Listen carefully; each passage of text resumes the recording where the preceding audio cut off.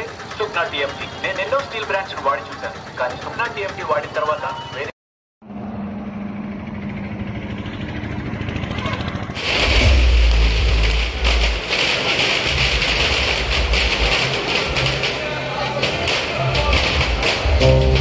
పరిచయాలు అయినా ఇప్పటికీ తెచ్చుకో తప్పదు మరి అట్లా ఉంటాం మరి.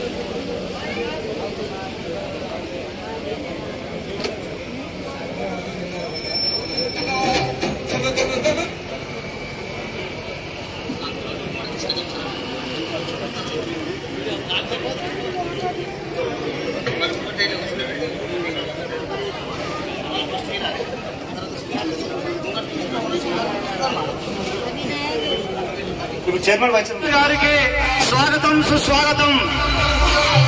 మన ప్రియతమ నాయకుడు శ్రీ కొక్కిరాల ప్రేమ్ సాగర్ సార్ మాట తిప్పని మడప తప్పని ఆపత్ బాంధవులు మన గౌరవనీయులు మంత్రులు శ్రీ కొక్కిరాల ప్రేమ్ సాగర్ గారికి స్వాగతం సుస్వాగతం. ఆపత్ బాంధవులు మంచిర్యాల ముద్దుబిడ్డ గౌరవనీయులు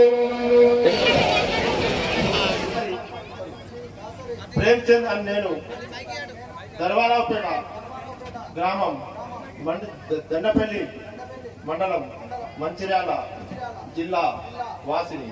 తెలంగాణ ప్రభుత్వం ఉత్తర్వు నెంబరు 446 వ్యవసాయ మరియు సహకార శాఖ తేదీ 7/6/2024 ద్వారా వ్యవసాయ మార్కెట్ కమిటీ లక్షట్పేట నందు చైర్మన్ గా నియమించబడిన ప్రకారము నేను తేదీ 15/6/2024 రోజున పదవి స్వీకారము చేయించున్నాను.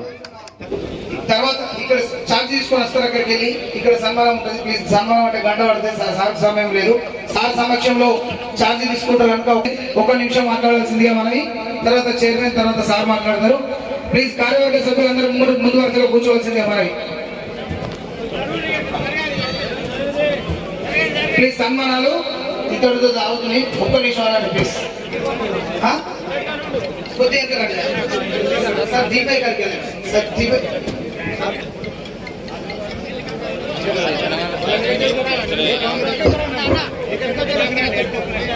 అందరూ ఇక్కడ ఉండాల్సిందిగా మనం అటెళ్ళండి. అదొకటి 1 నిమిషం మళ్ళీ ఆ దండలు ఇవ్వండి ఒకసారి ప్లీజ్. ఆ దండలని ఇవ్వండి. జరిగినటువంటి అసెంబ్లీ ఎన్నికలలో ప్రేమ్ సాగర్ రావు గారిని అత్యధిక మెజార్టీతో గెలిపించగానే వచ్చినటువంటి రిజర్వేషన్లలో మరొకసారి లక్షపేట వ్యవసాయ మార్కెట్ కమిటీ దళిత సామాజిక వర్గానికి ఎస్సీలకు ఇవ్వాలని చెప్పేసి ఆర్డర్స్ రావడంతో వెంటనే ప్రేమ్ సాగర్ రావు గారు నిర్ణయం తీసుకున్నారు. కేవలం ఆర్డర్ వచ్చినటువంటి రిజర్వేషన్ వచ్చినటువంటి వారం రోజుల్లోనే ఈ పాలక వర్గాన్ని ఏర్పాటు చేసినటువంటి ఘనత శ్రీ కొక్కిరాల ప్రేమ్ సాగర్ రావు గారు అని చెప్పేసి తెలుస్తున్నాం. అదే విధంగా ఎందుకంటే ఈ దండపల్లి మరియు లక్షపేట రైతాంగం పూర్తి వ్యవసాయ ఆధారిత రైతాంగం ఉన్నందున ఇక్కడ రైతులకు ఏ మాత్రం అన్యాయం జరగకుండా ఉండాలంటే, ఖచ్చితంగా రైతులకు న్యాయం జరగాలంటే వ్యవసాయ మార్కెట్ పాలక వర్గం ఖచ్చితంగా ఏర్పాటు చేయాలనేటువంటి ఒక కృత నిశ్చయంతో ప్రేమ్ సాగర్ రావు గారు ఎంపిక చేసినటువంటి ఈ యొక్క పాలక వర్గానికి మరొకసారి మీ శుభాకాంక్షలు తెలియజేస్తున్నాం. మీ అందరికీ తెలుసు, ఇలా పెద్దలు ప్రేమ్ సాగర్ రావు గారు తన యొక్క పరిపాలన చూస్తున్నాం.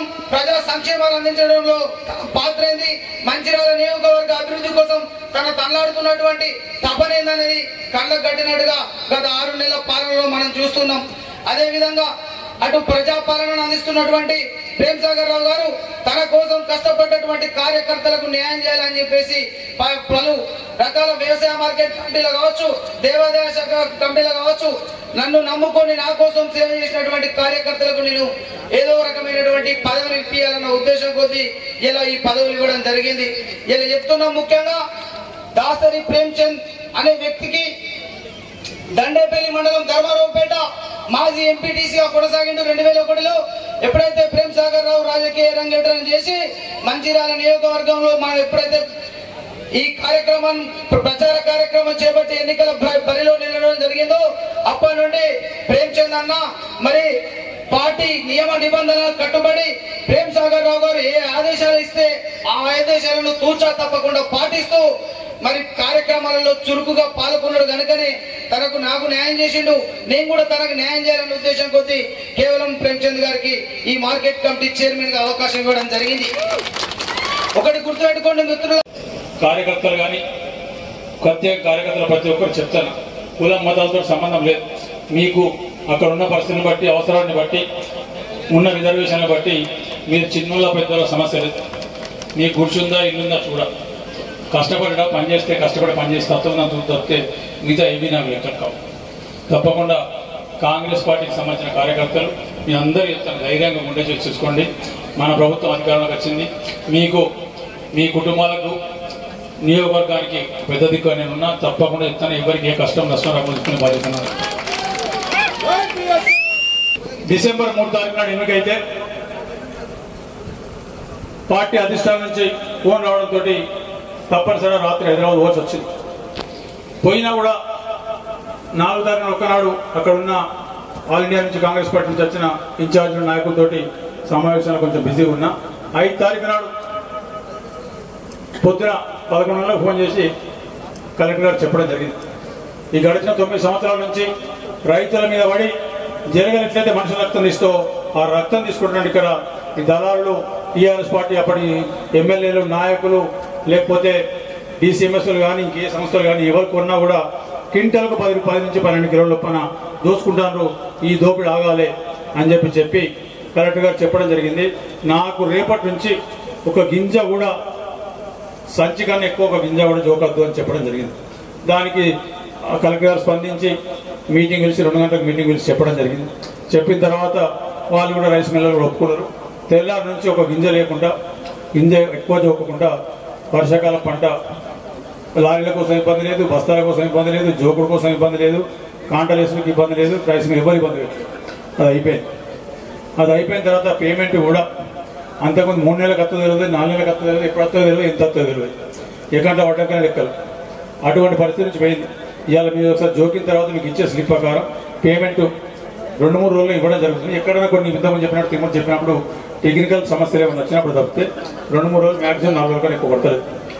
ఇవాళ వారం రోజుల కన్నా ఎక్కువ పేమెంట్ లేదు. ఈ టీఆర్ఎస్ ప్రభుత్వం 9 సంవత్సరాల ఒక్కనాడు కూడా 60 రోజుల కన్నా ముందు పేమెంట్ ఇవ్వాలి. ఒక్క పేమెంట్ కూడా 60 రోజుల కన్నా ముందు ఇవ్వాలి. ఈ 60 రోజుల తర్వాత ఎప్పుడనేది వాళ్ళ అదృష్టం, డబ్బులు వచ్చిన వాళ్ళ అదృష్టం.